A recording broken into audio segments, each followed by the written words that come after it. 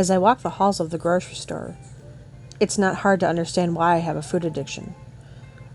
The brightly colored packages and boxes are very enticing. These brightly colored packages, they mimic things that we should be eating in nature, like a banana or an apple. The bright yellows and reds, they really speak to us. They're aesthetically pleasing.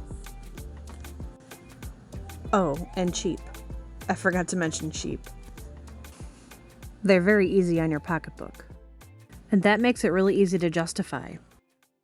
This is kind of funny timing though too, because like this shirt was like, when I first got it, when I had cancer, it was like swimming on me, and now it's like super tight. It frustrates me.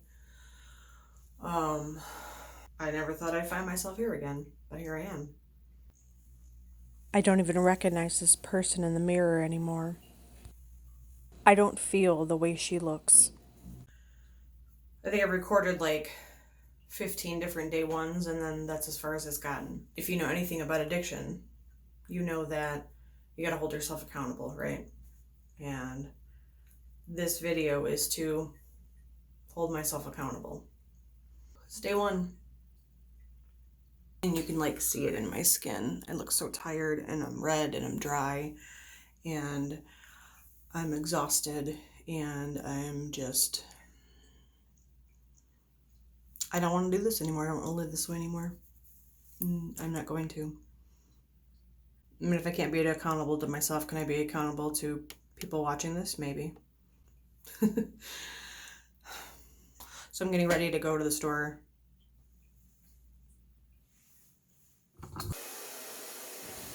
I'm worried. I'm worried I'm going to disappoint you. I'm going to disappoint myself. I'm going to backslide. And I'm going to have to start all over again. After having done this so many times, I almost feel like, what's the point in trying? I put a little bit of extra red in the conditioner today, so it's a little more bright than normal, but I needed it. I kind of don't feel so bright today, so fake it till you make it, right? I am going to be recording and editing my Sober Like Me video today. Gotta look put together for that, because if you're telling people how to stay sober, you better look together. I'm together in that aspect. I've been evicted from the bathroom. That's one of the... I hear you. It's one of the fun things about being in a house with 5 people and 1 bathroom. And you know the addiction is strong when you can merely look at something and crave it so badly. Are you going to eat that? This? Mm-hmm. Yeah. Do you know how hard it is for me to watch you eat that and not eat one myself? Yeah. It's okay.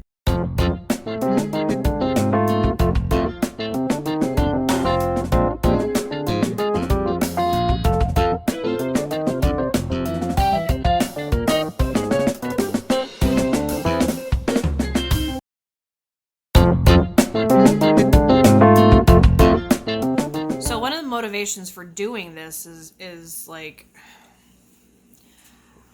literally cannot remove my wedding ring without trying to pull my finger off. Seriously. And that's weight, but it's also swelling. I don't want to die. I mean, that's like a motivator, right? But yet when you have a food addiction, it literally doesn't matter. You're going for the feeling, right? And so I have to literally remind myself every morning of like why I'm doing these things. You know, I want to be a good role model to my family, to my kids. I want to live to see grandkids if I have them. You know, a body shouldn't feel and look the way I do. My lab shouldn't look the way I do it at my age. And it's all because of what I eat. This vegan bean chili is one of my staples. Add some avocado on top and you've got that creaminess that you crave. So here we are, day 2. What is my why? It's for so many reasons, like my clothes to fit better, my labs to look better, to not be so tired all the time, to get better skin. I'm dealing with a host of health issues too. I don't want recurrent ovarian cancer, lupus, sciatica, costochondritis, various joint pain, fibromyalgia, and a lot of the research I've done, a lot of the documentaries I've seen, and some of the stuff I've lived supports evidence that you get healthy, you get better. How do you define healthy? According to the World Health Organization, health is defined as a state of complete physical, mental, and social well-being, and not merely the absence of disease or infirmity. So I've been studying, researching plant-based diet. I'm going to stop using the word healthy. The only lifestyle change that actually has documented proof that you can reverse all these things is a plant-based diet. These are only a handful of the famous physicians that advocate a plant-based diet. It's worked for me. There was a period where I lost a lot of weight.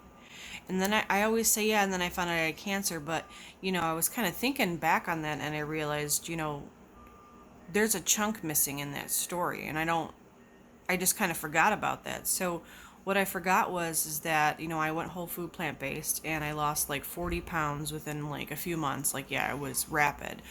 Felt really healthy. Things were going good. And I ended up getting a different job and working at a restaurant. As you do, you want to try their food. And I don't know what happened. Somehow I like fell hard off the wagon of plant-based diets. And I was eating like a hamburger every day for lunch. So I did whole food plant-based for almost a year. Then I got this job and I started eating their deliciously crappy food.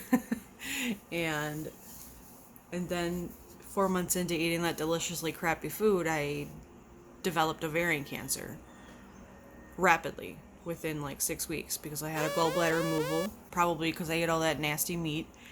And then 6 weeks after that, they went back in and found a massive tumor, an ovarian tumor. To me, that kind of says, whoa, wait a minute, what's going on? And I do know that the ovarian cancer wasn't there during my gallbladder surgery because the surgeon specifically said he brought in an OBGYN to check because he found free fluid. They said everything looked fine. There was no cancer. At least there was no evidence of cancer at that point. That's a long, boring, unnecessary story. So yeah, this morning I woke up and, it's like 7:45 now. I woke up at like 6. So my dog woke me up at 6. This girl right here. Suki, what do you say for yourself? You woke up your mama. She doesn't care. I've been up. I've already taken a walk. Drank my water. And so this is interesting. So this for me is like a sign that I'm like headed in the right direction, right? Every time I do this, I have like, it's day 2, right? I have this like significant like pop, crack, like everything in my body starts to address like the inflammation. If I can find, that's what I wanted to do. If I can find my soft measuring tape, I wanted to measure, arms, legs, hips, waist, all that stuff, because while yes, I'm looking to lose weight, there's a lot of swelling that happens. My wedding ring was hard to get off yesterday, right? It's still a little tight, but it's much better. Like it's coming off a little easier today. All right, I'm gonna go make my smoothie and get started with my day. This is today's smoothie. It's the same as yesterday's with less kale, more frozen fruit, and instead of the hemp seed, I put in chia seed. Still day 2, but I wanted to give you an update. Like, I have so much more energy today than I've had in a long time, and it feels so good. And I attribute it to, the lifestyle change. I gotta get used to saying that. But seriously, like, when I sugar detox, I've done it like 70 million times, I feel like, but probably like 20. But I've done the sugar detox, and usually I'm like crabby and like my emotions are everywhere. It's not fun to be around me when I'm having a sugar withdrawal. But today I feel really good. I feel kind of clear. Like usually the clearness in the head doesn't happen for, like a week or so. But I have a lot of energy. So anyway, I made this amazing quesadilla. It's black refried beans, onions, peppers, cilantro, some lime juice, and spinach. And it is so freaking good. No oil. That browning is just a hot pan, no oil. And the tortillas are, they're vegan. So there's no lard or milk, eggs, any of that. I don't think there's ever eggs in tortillas, but I could be wrong. I got these tortillas at Kroger for $1.99. I really love the fact that they're made in Michigan and they're a plant-based product. Hey guys, it's day 3. Oh my god. I'm in so much pain. It's not new. This isn't new pain. Imagine if someone like turned on, like a light switch, like turned on every single nerve ending in your body. It just feels like everything's on fire. People always say it's nerve pain, and I've had nerve pain. This isn't nerve pain.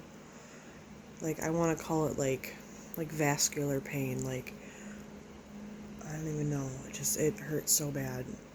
And I've been to umpteen doctors, and no one can really tell me what's going on with it. And I'm in recovery, so I don't take narcotics. I do everything like non-pharmacological. That's part of the reason that I'm going on this journey.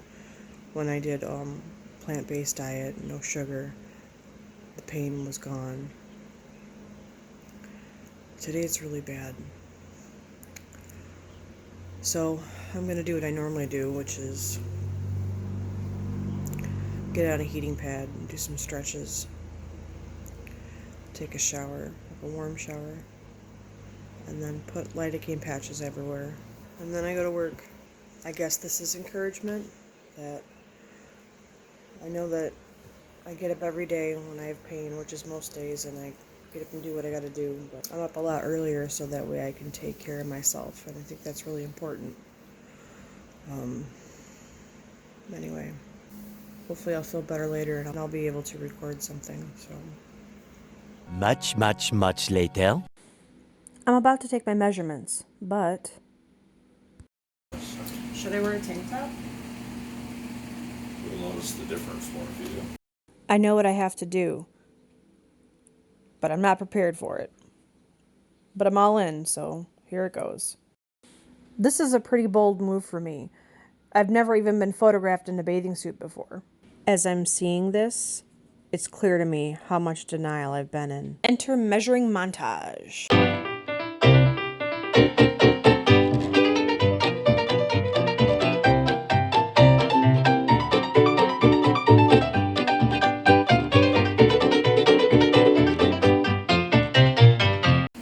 So this thigh is bigger than this one. Probably. Alright, thank you guys. Here are my current measurements. I will measure myself once a week. If there's like ever a day that I needed a like creamy, sugary, hot coffee, it would definitely be today. But I've got my water bottle and I'm gonna stick to it. I don't know why I'm always recording in the bathroom, because I feel like that's where I am the most in my life. So I'm just gonna kind of chalk. I'm not a professional makeup artist, but any stretch of the imagination, you'll probably see that when you watch me put makeup on. And you're gonna be like, what is this girl doing? I had a topic in mind I was gonna talk about and I can't remember what it was. The discrepancy between, you know, what I look like on film and camera, or, you know what I mean? Like, the way I like see myself in my own body and the way I actually look are two different things. Right? It is the body dysmorphia because it's not accurate, right? Like when I'm walking in my body and I look down at my own feet, walk around in it, I don't usually feel heavy. I didn't find anything in the DSM-5 with body dysmorphia in relation to what I'm experiencing. I did, however, find an article that sums up the idea nicely. It talks about two biases, regression to the mean and central tendency. And what that means in layman's terms is, I've gotten used to my body over time. I've grown accustomed to this weight, shape, and size. It's the new norm. It's how I see myself normally. It's the new mean. And that comes with its own set of struggles, disillusion, and denial. I was on a Facebook Live for work the other day, and everyone's like, oh, you did a great job. And I'm like, thanks, and I'm like, okay, thank you and whatever. And then I watched it, and the only thing I could focus on was the fact that I looked like an orange with a head. I feel funny. You know what I mean? It was more round than... Anyway, I'm not trying to be body shaming to myself. What I'm trying to explain, though, is what I perceive myself to be is inaccurate, right? And so that's really important to work on. It's really important to acknowledge, because I think that's going to be one of the indicators of long-term change here. I'm easily lying to myself then, right? It's okay to have this, that, or the other. It's okay to not, take care of yourself today. It's okay to not, do this, that, or the other that's healthy for you, because I'm not as bad. I'm not that bad. You know what I mean? And so part of this, documentary, if you will, is going to be about focusing on everything.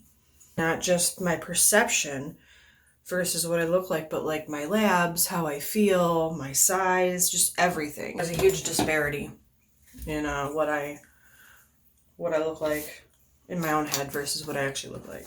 It's just odd to me, that's all. My workplace, we offer classes and groups because I work in recovery. And anyway, so we offer like to the public and to people in recovery and their family, we offer like 12-step meetings and, art stuff, like things to help you develop coping skills and connect to people in the sober community and so on and so forth. And so last night, normally on Monday nights, I go to a Recovery Dharma meeting, which I love Recovery Dharma. And instead of going to Recovery Dharma, because at the same time, we have yoga at my work. And I used to do yoga all the time. And then I got into Recovery Dharma. So I haven't done I do yoga at home. In fact, I have a couple people that I really like to watch that really help with chronic pain.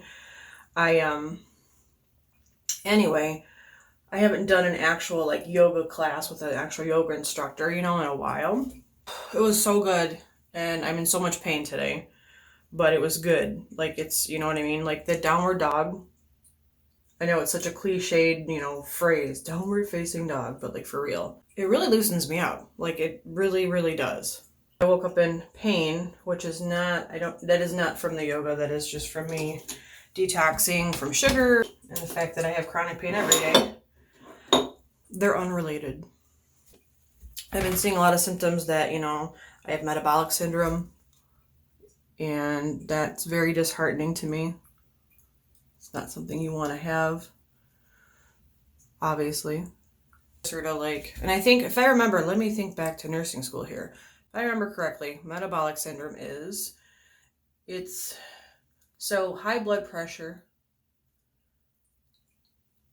elevated cholesterol, diabetes or prediabetes. Metabolic syndrome is clearly a warning sign from your body, all is not functioning well. So those brown patches that I showed you earlier were a warning sign, that metabolic syndrome is occurring. Your body will give you signs, physical signs of things too. And as a nurse, you're taught to look for those kinds of things, right? You're always assessing your patient all the time, And so that's one of the things you would look at. Not that it's immediately deadly or you need to seek treatment right away. It just, when you are a nurse, you look at it, the whole picture of everything. So anyway, working on a cardiac unit like I did before, I remember seeing a lot of patients with diabetes and just the deterioration of the illness and to deterioration of their body. And it's horrific. It's horrific, And now that we know that type 2 can be reversed, that there's scientific proof that type 2 can be reversed, and I'm pretty sure I'm on my way there. I had a hemoglobin A1c of 5.9 at one point, and then this was years back. So then when I went on a plant-based diet, it went down to a normal, I think it was in the range of 4. And hemoglobin A1c is basically, it tracks the life of a blood cell, which is roughly 90 days. By drawing that hemoglobin A1c, you're able to see how much sugar that red blood cell is carrying. And it kind of gives you an average for over the past 3 months, how you've been functioning. It's a good marker. I haven't got my A1C checked recently, but I can guarantee I can tell that it's like borderline or even above 6, which is where believe, if I remember correctly, where they officially diagnose diabetes. And there is progress to be had, because it's not all about weight loss for me. I mean, yeah, that's a big component, but in order for the weight loss to stay, you have to fix the inside too. So there's a lot of incorrect thinking on my part. And like, I know I have to remind myself every morning, but it's like I have like this really shitty short-term memory where I forget everything. And all of a sudden, like, I see cake and my mind goes, oh, cake. Literally nothing else can matter. Cake. And it's annoying to me because I feel like, duh, I know better than this. And while I'm eating like whatever I'm not supposed to be eating, like I'm sitting there thinking the whole time, there's part of me that's like, what are you doing? Like, hello, you're not supposed to be doing this. Like, you know better. And yet, there's still that part of me that's like, eat cake. You know, because it's that addiction. You know, I may be sober from drugs for 8 years, but guess what? My drug of choice in my body is sugar. Sugar for me is heroin. Now, I don't mean to make light of it like that. Heroin is an awful drug, so I'm not trying to like minimize that. But what I'm saying is, for me, it's like so much harder to quit food or food that's not good for me than it is for me to quit heroin. You know what I mean? Like, when I quit, I was done. Just done. And whatever it took. And I feel the same way for food, but it's like, that's my hard, like, I'm a peer coach, right? So I help people get sober. And so I see this all the time, you know, and I'm just like always trying to find ways to help them, you know, get sober, like get off the needle. Or I can't even keep myself sober from sugar for, you know, more than like a year. People can up and quit drugs like I did. And then there's some people that just struggle with it. And there's some people who can quit drugs, no problem. And they can't stop eating. To the YouTubers like that do makeup, I don't know how you guys do this on camera. I've absolutely screwed everything up that I usually do. And I don't have time to fix it. Because it is like 6:30 in the morning. And I need to head to work in a little bit here. Catch you guys later. Still day 3. I'm on my way home from work and I'm going to the store.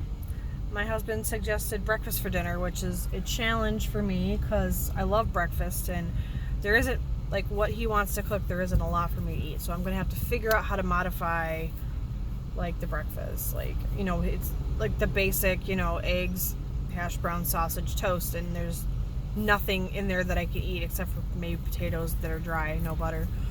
This candle was a little treat to myself for not caving at the store and buying something that I shouldn't have. I'm at work right now and this is day 4 and I literally have so much energy. I haven't drank any coffee today. I'm just on this like natural kick. I can't sit still. I've gone for like a couple walks around the building already, but it's looking good. I'm feeling good. I feel better. I feel lighter. It's weird, like when you stop eating processed food and dairy and meat and stuff like that, you just feel lighter. I think I can think clear. So it's day 5 and I'm sitting in my car. It's dark outside, and I realize I haven't really talked in a few days here. Yesterday was just really busy. The lifestyle change was going well. And today was a really good day. I had so much energy. Like, Thursdays are my long day. And I usually go in about 11. I work till 9. But this morning I woke up, like, knowing I could sleep, and I woke up at like 5:30, took the dog out, did some yoga, and then I went grocery shopping. I cooked myself, I cooked breakfast. I got everything ready. I had energy all day today. Work was great. I got a good review. And then I did something that I'm so excited about. Okay, I was so excited. And I promise there's a reason I'm telling you all this. I was excited because I signed up to get my certifications that I've been wanting to do with my job. And it was such a good day. And then I'm driving home with the windows down. It's a beautiful day. And literally all I can think about is like, what pops in my head was like, oh, get a snack. Like chips would be good. Some cake would be good. Some, just something like sweet and gooey. And I'm thinking to myself, like, why are you like thinking about this, right? And then I realize it's a celebration. Like, I celebrate with food.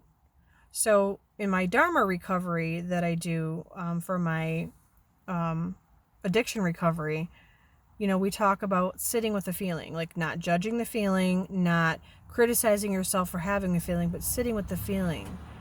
And I realized that when you sit with the feeling, that it helps you identify, like, okay, so I'm craving all these things. Why? Why am I craving these things? Because they bring comfort to me, like satisfaction, like it's a closure to like an end of a good day or a bad day. Like it's past 9:30. I don't need to be eating anything. I'm not even hungry. And yet all I could think about was like, when I get home, what am I going to eat? What am I going to stuff my face with? It's a habit. It's an addiction. And it's like a circumstance, right? So like we eat to celebrate. We eat when we're sad, when we're tired, like with all of our emotions. And so I'm sitting with this feeling right now to understand what's underneath it. So that is where I am at with day 5. So it's day 6 today. This is usually where, having done this before, I know that this is usually where I start to spiral, right? Not necessarily like lose my mind spiral, but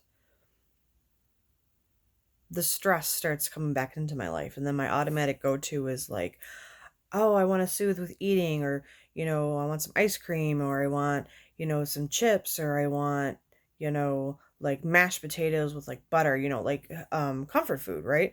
Because I have been using food for so long to deal with stress and to feel better, And I'm an avid like person that likes to watch how other people live and to see how they decompress from their day in a healthy way. And so I've always been into like, like health documentaries, like Eating for Health, and like the documentary Game Changers, And when I'm finding myself thinking about backsliding, I watch documentaries. I go on YouTube channels that talk about plant-based diets and talking about the studies and to show you how a plant-based diet can help you. And so that's always been part of my routine, especially when I'm feeling like I want to backslide, or if I'm like, why am I doing this? It's difficult. It's so hard. But then I realized too, there is such a greater component going on here. Like changing my diet is only one small thing in my journey to find happiness and health and just contentment, satisfaction, and mindfulness, right? I keep seeing on these documentaries as I search them and find them, and that gives you recommended documentaries. I keep seeing things about happiness and how they find it in like Sweden and Norway and Finland, and how they're some of the happiest countries, and why that is. And it has to do, of course, with diet, but it has to do with just their lifestyle in general. And so I'm always really fascinated by how they live. And I try to incorporate that into my own life as much as I can in the United States. And I think it's really becoming clear to me that the stress in my life will be managed by eating a better diet, but also by some of the choices I make unrelated to diet, like choosing a job maybe that is underpay, but the benefits are, just a better quality of life, good benefits, like PTO time, and just being able to balance your life. Like in the United States, we don't get to do that. We don't. We are a society of go, go, go. And yet our bodies and minds and spirits are still genetically like we were millions of years ago. we still need balance. And no matter what technology we develop, that's not going to change that. While I'm working through cravings and learning to identify not only that I'm stressed out and that when I am stressed out, I choose, like, my brain automatically wants to go eat something that's not good for you because it wants to release that dopamine so that I could feel better. How else can I release that dopamine? How else can I bring that cortisol level down? And it really has to do with lifestyle change, not just diet and exercise. That is a lifestyle change, yes, but the lifestyle change I'm referring to as well is balance in life, because it's so important. Because whenever I don't have balance, that's when life spirals. That's my thoughts on an early Saturday morning. I'm going to go do some laundry now, eat my smoothie, get ready for the day.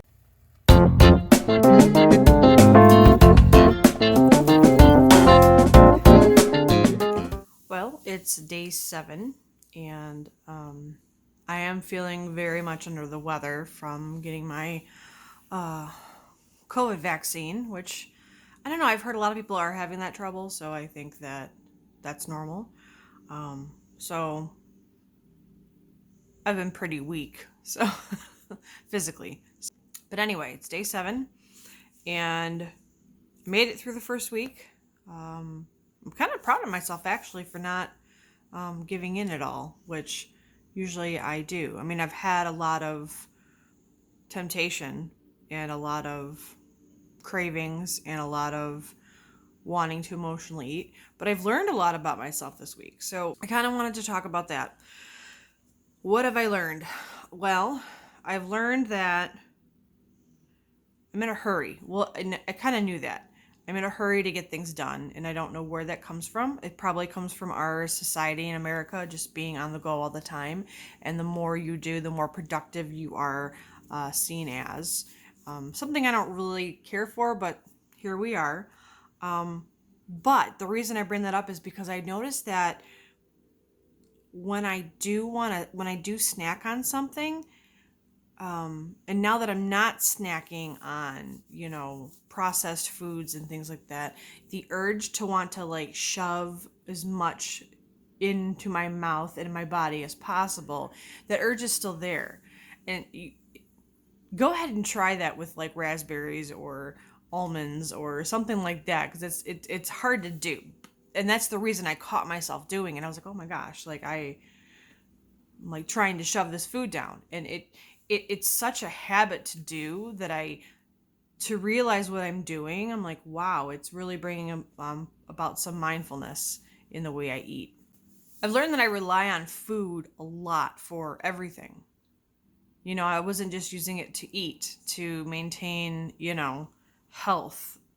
I wasn't just using it for energy. I was using it for everything. I was using it to celebrate. I was using it to feel better about myself, it was used for entertainment when I was bored. There was a lot of reasons that I was abusing food. I was abusing it.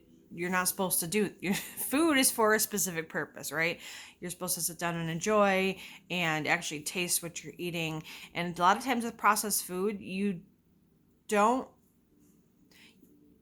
taste it, right? Okay, so it's yummy, and I think more so what's happening is that rush of dopamine is happening. So while that creaminess or sweetness or whatever feels good, it's there for a feeling, not for a taste. So what ends up happening, at least from what I see, is a lot of the processed foods all start tasting the same, and your taste buds kind of get bored. And so that, in conjunction with the the dopamine levels, you just want more and more and more, because your body and your palate and your brain are looking for that satisfaction, and you're not going to get it through that. I've been watching a lot of What French Women Do videos. Okay, it sounds silly, but you know me, I'm an avid YouTube watcher. I didn't used to be, but I am now, and there's a lot of great content out there. And one of the things I'm finding is that I'm learning a lot from other countries and how they do things. And it kind of gives me a perspective on how we do things incorrectly here. I don't want to say incorrectly, but, not conducive to good health. So anyway, I've been watching a lot of like what French women do videos. I'm kind of on that kick right now, along with the plant-based videos. But the what French women do videos are great because it really talks about a lot of the aspects of what I do incorrectly.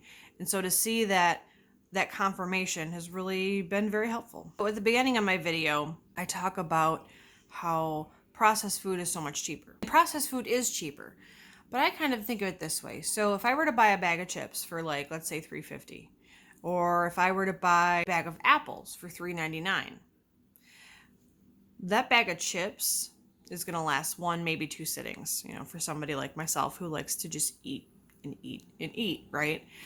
But that bag of apples, I don't think I've ever eaten more than one apple in a sitting. And even if I ate two, let's just say, and there's like 8 apples in a bag, that's going to last me 4 times as long as that bag of chips. And it's going to provide fiber and water and nutrients. It's going to provide me with the nutrition to keep my body functions optimal. So to me, it's more common sense to buy the bag of apples, which in turn is saving me money because I'm not buying the chips. And that's already, what, $15? So do you see what I'm saying? Savings. Another thing I've learned about myself, I really enjoy the results of eating like this. I'm proud of myself. I feel lighter, I feel good, and I know I'm getting healthier when I'm eating the way I'm eating. It's enjoyable, this process, this time. It's always been really a struggle. I think with watching the progress and kind of going over the video and editing it, I'm kind of seeing progress. And I love that. Who doesn't love progress? I am saving money on groceries. Granted, my family, my kids and my husband are still eating regular, but I'm noticing my kids are trying some of the things I'm eating, and it's really kind of cool because they really are enjoying it. I think they're feeling the benefits as well. But I am saving money. Earlier in the video, you saw some vegetable soup that I made. So that took 3 half bags of vegetables, the variety that I like, the okra, peas and carrots, and corn. A half a bag of those, 1 can of tomato paste, beans, some spices, and a can of tomatoes. That whole pot of soup that would probably last me about 5 meals was about $6. Can you eat for that much every day? I don't know. It may not last that long. It's really freaking good. I added some red pepper into there. Oh my gosh, so good. I'm learning to eat intuitively. Not just finish everything on my plate because that's what I've been taught to do. And it's a habit now. And then I don't want to be wasteful, right? And if I go out to eat, which is few and far between, I want to make sure that I eat everything, right? And it comes down to maybe ordering smaller portions, but I'm learning to eat intuitively. So when I'm listening to the signals my body's telling me, like when I'm starting to feel full, I push the food away. I get rid of it. I get it out of sight, out of mind. If I'm making my own plate, I'm going to make the portion sizes smaller. Use smaller plates, smaller bowls. Larger cups means more water. And I'm finding if I do that, it actually increases my mindfulness. I'm present when I'm doing that. I know I want to enjoy every bite. I'm taking my time. I'm tasting the flavors. I'm feeling the textures. I'm, just being very present and enjoying the food that's been given to me instead of shoving it down, right, to get a feeling. And the last thing I'm going to say I've learned this week, I'm important. I forgot that.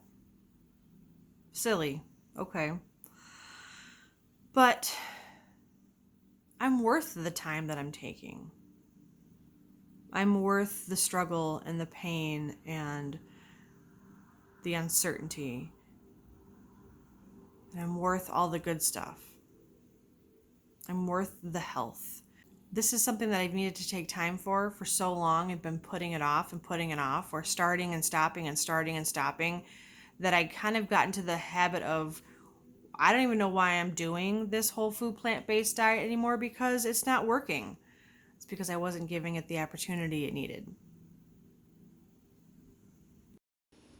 I don't know about you, but I do see a little bit of progress in my face. It looks a little less swollen. If you stuck around this long, thank you so much for watching. My plan is to post a video just like this every couple weeks to show my progress. Please show your support by subscribing.